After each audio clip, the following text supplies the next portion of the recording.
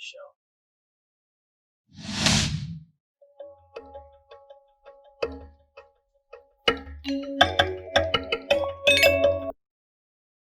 Hello, welcome to Just My Thoughts. I'm your host, Khaleel Ward. On this episode, I'll be talking about The Boys Season 2. And Season 2 picks up right where Season 1 left off. If you don't know anything about the show, it's about superheroes, but they're more corporate. They're not all about saving people. They're more about business and money and having fans all over social media. They're kind of bad, honestly. So Season 2 picks up right where Season 1 left off. And for me, this season is all about conflict and camaraderie. So the conflict, there's plenty of conflict. You have conflict. I look at it as a triangle. So you have conflict with the boys against each other. So you have Butcher at the end of Season 1. He finds out that his wife is still alive and that she has a son. And then in the beginning of this season, you have Huey, Eminem, Frenchie. They all just going at each other a lot more than usual because they don't have any real sense of direction, especially with Butcher gone for the moment.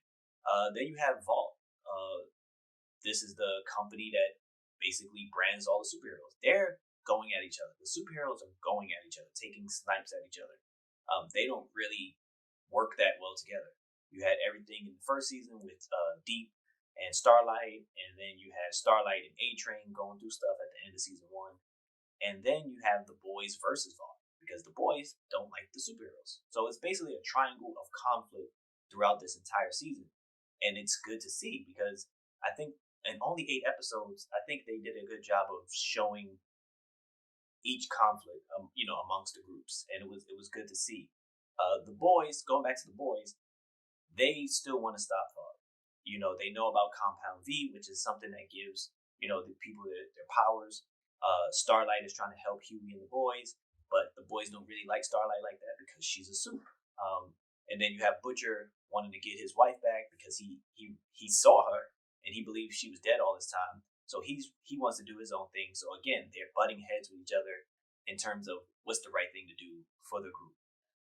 I thought a real compelling story was French trying to get to understand Kamiko a little bit more, trying to understand why she's not speaking. And I think they had a real good bond, especially in the early episodes when Soup Terrorist comes through. I think just watching French and Kamiko communicate with each other, and by the end of this season, they have that communication down. It was a good thing to see.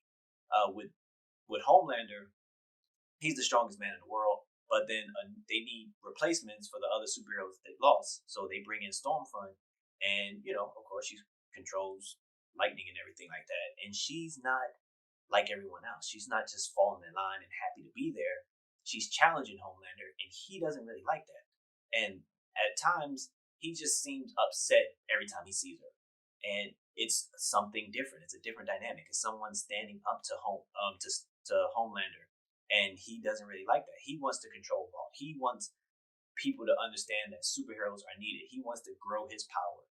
He needs to be loved. You see that a lot. And he clashes with the other heroes because he just wants to do his own thing. I think Stormfront was a welcome addition. She's a little crazier than Homelander, honestly, but she knows how to control her emotions. Like Homelander would get upset and he might blow something up.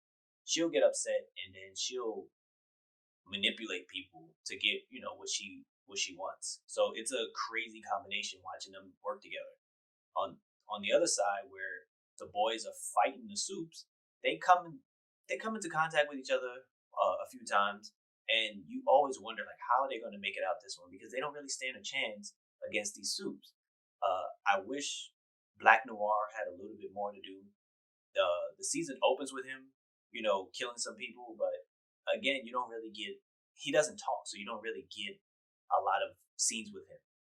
The Deep and A-Train are still a little bit corny, especially the Deep. He joins this church and he's trying to get back good with with the Seven and trying to get back, but he's really corny.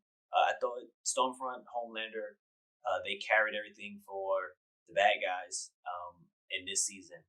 In terms of camaraderie, this is where the boys they come together. Unlike the soups, the boys come together. They start working together. They start trusting each other more, and that leads to more success for them going against the soups. because they just have that bond, that wasn't there in the beginning of the season. They were really broken in the beginning of the season, and then as the episodes go along, and they just keep going against the Soups and just life or death situations, it makes them stronger together.